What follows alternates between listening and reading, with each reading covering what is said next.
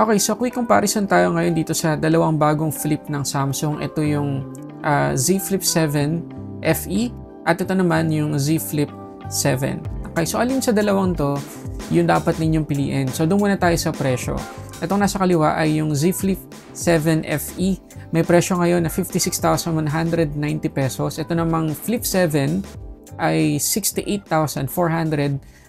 So mahigit 12,000 pesos yung difference nila pagdating sa presyo. So worth it bang piliin itong Flip 7 over sa FE dahil sa ilang mga improvements na makikita natin. So titingnan natin yan mamaya. So unahin natin pag-usapan itong FE version or Fan Edition.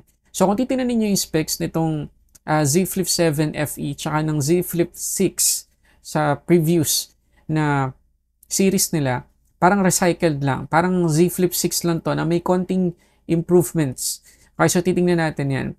So, spoiler lang, no, para dun sa mga naka-Samsung Z Flip 6, wag na po muna kayo mag-upgrade papunta dito sa Flip 7 FE kasi hindi po ganun kalaki yung difference. Meron ngang improvements pero po hindi ganun kalaki. Okay, spoiler po yan, ha. Okay, so unahin natin yung kanyang cover screen. So, yung cover screen niya ay 3.4 inch na Super AMOLED, 60Hz yung refresh rate at 2600 nits yung kanyang peak brightness at protected ng Corning Gorilla Glass Victus 2. So maganda yung kanyang cover screen. Pero makikita ninyo na hindi buo yung kanyang cover screen. Meron pa rin tayong makapal-kapal na bezels dito sa may bandang camera niya. So parang Z Flip 6 pa rin. At yan yung isa sa malaking improvement na makikita nyo dito sa Flip 7 mamaya. Ngayon, kapag tingnan natin yung settings nitong Flip 7 FE, na tayo sa settings, meron siyang sariling page para dito sa cover screen. So, pwede nyo yung customize yan. Pwede nyo ilagay yung picture nyo, piliin yung widgets nyo, and mag-add nyo lang kayo. At marami kayong pwedeng gawin na customization dito. At maraming ang ginagawa ay yung mismong cover screen, yung ginagawa nilang main screen para makatipid sa battery. So, ano sa inyo naman? Ngayon, pag pumunta kayo dito sa advanced features, meron din ito sa Flip 7. Punta kayo sa labs, so ibig sabihin experimental siya. May makikita pa kayong ibang option para sa kanyang cover screen. So meron tayo ditong apps allowed on cover screen. So kapag pinindot natin yan, sa ngayon, Maps, Messages, Netflix, tsaka YouTube pa lang po yung allowed. Pero kapag i-install natin yung multi-star, ayan, pwede tayong pumili ng mas marami pang application. Okay? So, yun yung ilang improvements na makikita natin dito sa One UI 8 para sa Z Flip 7 FE. At syempre, kasama na din dyan yung Flip 7. Okay, so ano pa ba yung masasabi natin sa display nitong Flip 7 FE? So, puntahan naman natin yung kanyang main display. So, 6.7-inch LTPO AMOLED Full HD Plus resolution, 120Hz naman yung max refresh rate dito. At makikita ninyo yung bezels niya, hindi naman sobrang kapal, pero makapal-kapal pa rin. Ayan. So, kumpara nyo dito sa Z Flip 7, ayan o. Diba? So, mas manipis pa rin yung hindi FE. Okay? Ngayon, para dun sa mga nagpaplanong mag-stream ng movies dito, good news po kasi level 1 yung ating wideband security at meron siyang support sa Full HD playback resolution at HDR10. Ngayon, maganda guys yung behavior ng kanyang refresh rate. Makikita ninyo from 120Hz. And wababa siya to 1Hz. Parang 0 pa nga eh. Ito nyo, wala talaga, walang naka-display. Pero kapag ginalaw na natin, babalik siya to 120. Same behavior dito sa kanyang cover screen. Ayan. So, tipid sa battery.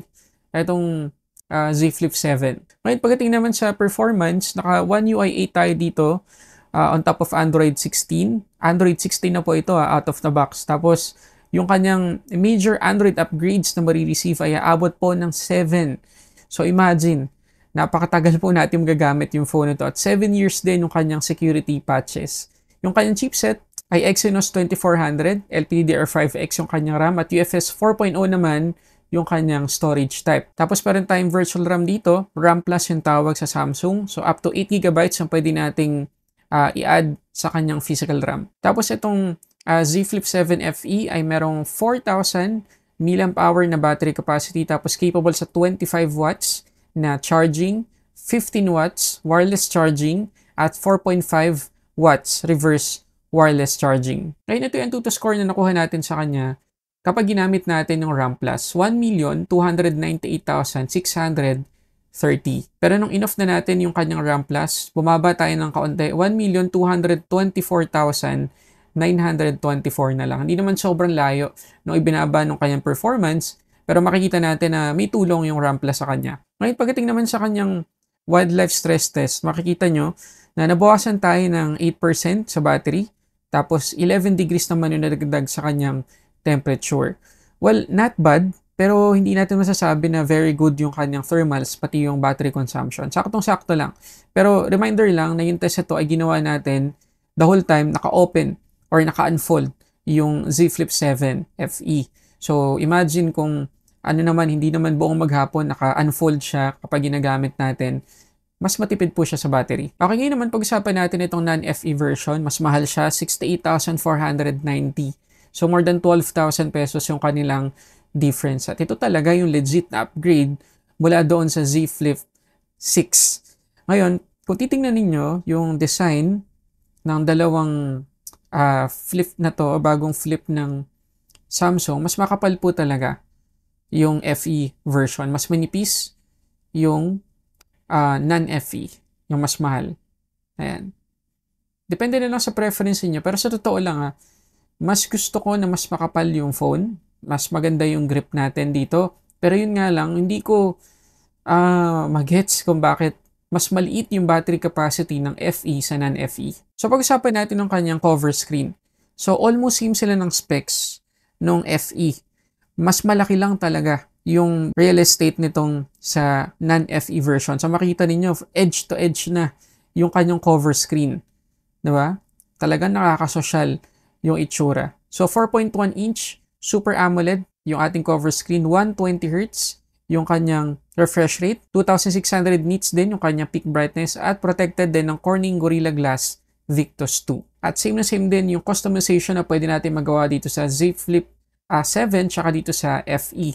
Marami tayong pwedeng piliin ng mga wallpapers at pwede rin tayong mag-install ng multi-star na pinakita ko sa inyo kanina. Ngayon pagdating sa main display, itong Z Flip 7 ay mas malaki din ng kaunti sa FE. 6.9 inch LTPO AMOLED Full HD Plus din resolution, 120Hz yung max refresh rate at 2600 nits din yung peak brightness.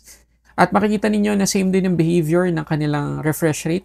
Ayan, sobrang baba talaga kapag hindi na natin ginagalaw yung display or kapag hindi gumagalaw yung content na naka-display. At hindi ko sure kung ako lang, pero yung crease dito sa non-FE version ay mas konti compare dito sa FE version. So isa pa yun sa mga advantage na pwede natin makuha sa phone na to. Pagdating sa performance, same din, One UI 8, Android 16, up to 7 major Android upgrades din yung pwede nating ma-receive at 7 years of security patches. Pero may konting boost sa kanyang chipset kasi Exynos 2500 yung ating chipset dito, LPDDR5X yung RAM at UFS 4.0.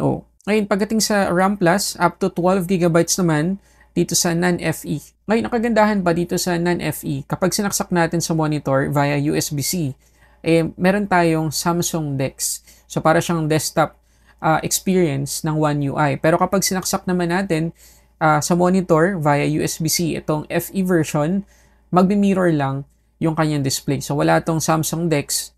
Ito meron. Mas malaki din yung ating battery capacity dito kasi 4,300 mAh tapos 25 watts yung ating charging speed. Same din. 15 watts wireless.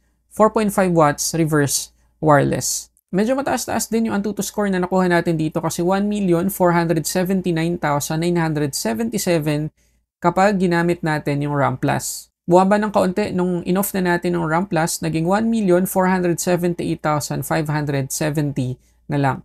Pagdating naman sa battery consumption, after yung wildlife stress test, 7% yung nabawas sa kanyang battery, tapos 10 degrees yung nadagdag sa temperature. So literally, na 1% ng battery yung lamang sa binawas dito sa FE, tapos 1 degree din yung lamang ng nadagdag dito sa FE compared dito sa non-FE.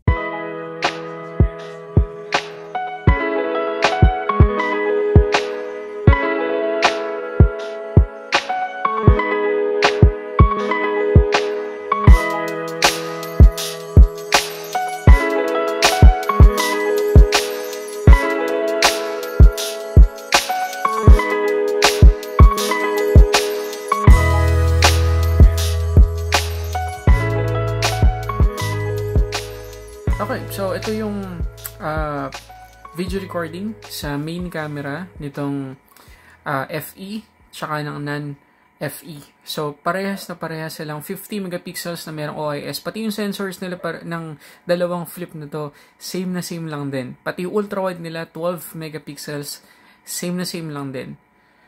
Ayan. So, pagdating sa main camera, wala tayong makikitang difference sa quality. Okay?